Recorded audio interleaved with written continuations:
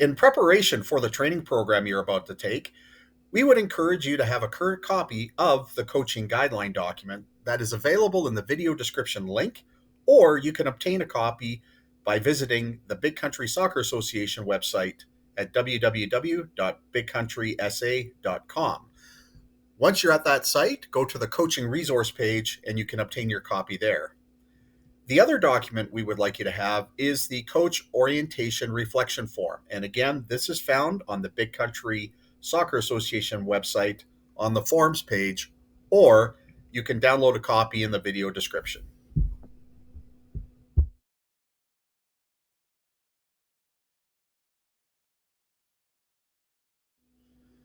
This training program was prepared for you in order for Big Country Soccer Association to be in compliance with our Standards for Quality Soccer, or SQS for short.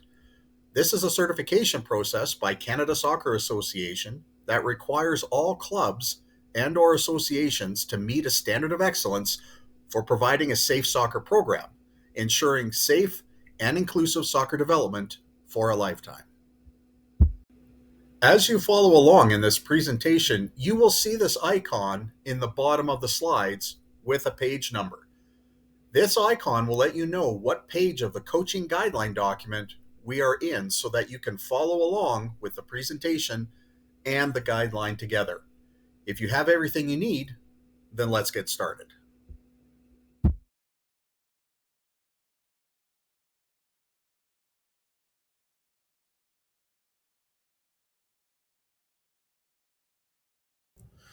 Although Big Country Soccer Association and your registered member do a lot of the preparation before the season, it is important for you, as the coach, to also think about some of your preparation activities you need to carry out before the season begins.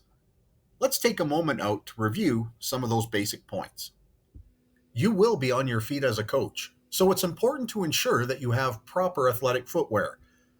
Even if it's not soccer specific footwear, ensure you have athletic footwear available. Additionally, you will be active. Therefore, ensure you have athletic clothing available that breathes. Remember, this is an outdoor sport, so ensure you also have clothes available for wet conditions. There are several documents you may need to access throughout the season, so ensure you have that access.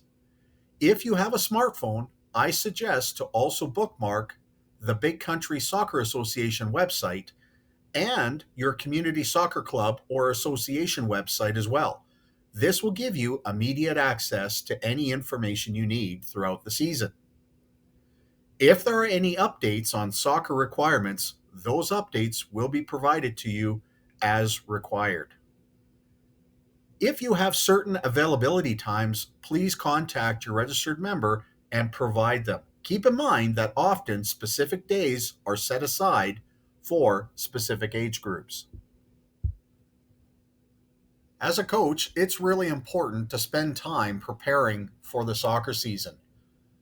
Part of my success as a soccer coach, including winning provincials way back when, was the fact that I had a parent volunteer step up to be a team manager. This allowed me to ensure that I was focused on providing proper coaching to players while the team manager helped run the team. I would encourage you to also look to have a parent volunteer to help out throughout the course of the season. This will allow you, as the coach, to spend your time where it's needed most, and that is to ensure proper player development in support of long-term player development requirements. Big Country Soccer Association has introduced a guideline for player evaluations. This process is intended to ensure that all players are evaluated fairly and by an impartial coach to avoid favoritism. The following details from the coaching guidelines is merely an overview. For further information on the player evaluation process, coaches are recommended to consult the Big Country Soccer Association website for more information. Player evaluations are best completed when the community has players enough for 2 teams or more in a particular age group. This process will help ensure that all players in the age group are given the same opportunity to go through an evaluation to be placed on a team. Team placement, when there are two teams or more, should never be a guarantee.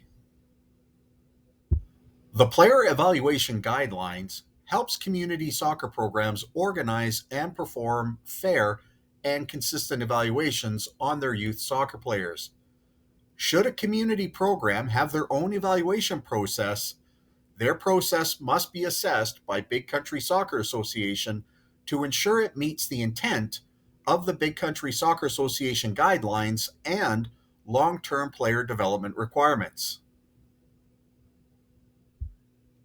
The following chapter covers the basic points for coaches to complete when they are assigned a youth team for the season. This list is not all-encompassing, but is enough to give coaches a great start with their teams. Depending on the experience of the coach, they may also have additional routines that they have developed to help with this step in the preseason setup for their teams. What's important to note, if you put good effort into your preparation for the season, this allows you to spend your time on the actual coaching of the team when the season begins. To help with your preseason preparation, Big Country Soccer Association has developed a simple checklist that you can use to help organize your preseason efforts when the team is assigned to you. On the Big Country Soccer Association website, go to the coaching resource page and locate the Coach Preseason Preparation Checklist. What is important to your role is to ensure that parents of the players also know they have a part to play in the success of the season. To help coaches with this, Big Country Soccer Association has developed and made available to youth soccer player parents a guideline specific to parents. This document is intended to provide parents with information that will complement Big Country Soccer Association's policy to provide a safe and fun soccer program. As the coach for the team, you are responsible to ensure parents are also following the same policies and requirements as coaches. Big Country Soccer Association will be active with helping coaches manage the parents groups within the soccer program. Just because you are volunteering to coach youth players does not mean parents for the team cannot help out.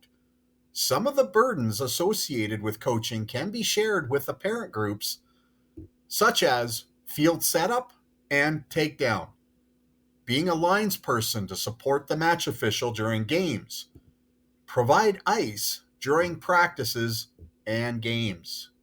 There are several opportunities for parents to support the coach. Additionally, as noted previously, a team manager can be a tremendous support and asset to a coach and the team. Much of the activities involving parents volunteering for activities can be managed through a team manager. With regards to player equipment, as the coach, you may not have players that have access to soccer-specific footwear. So long as players are playing with athletic footwear, that will be suitable. One thing that is non-negotiable, however, are players participating in soccer activities without shin guards. This is an important piece of sports safety equipment that must be followed by the parents. Although we wish to not have youth soccer players not participate in soccer, as a coach, you are responsible for the safety of the players. If there is a player that needs assistance with shin guards, have the parents speak to the head of the community soccer program. Big Country Soccer Association has developed the following standards for the soccer programs who are running house leagues.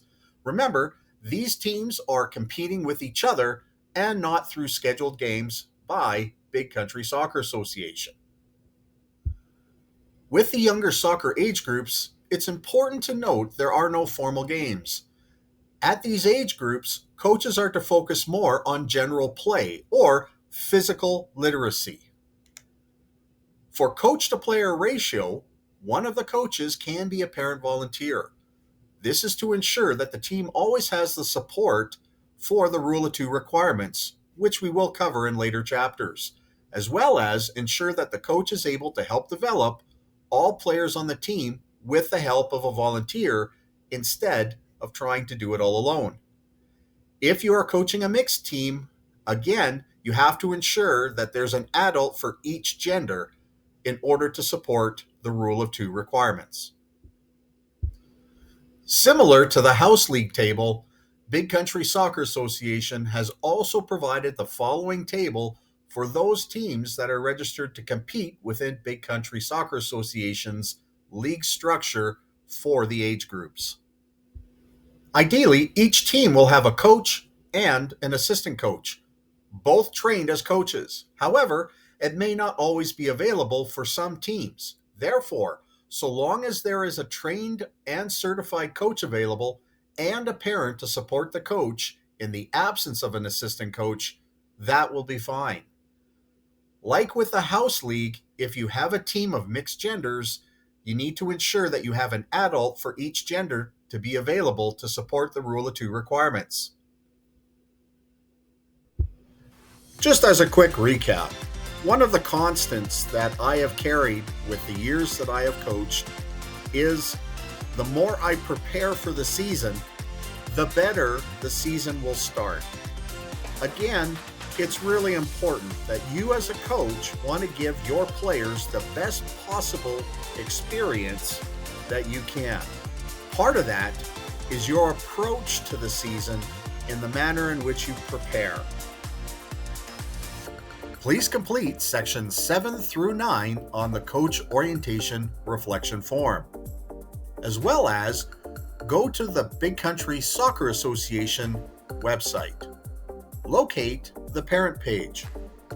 On that page, you will find the Parent's Guide as well as the YouTube orientation presentation that can be shared with the parents.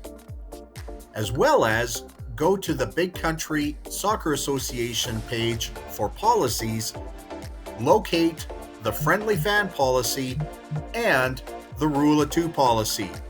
Please review.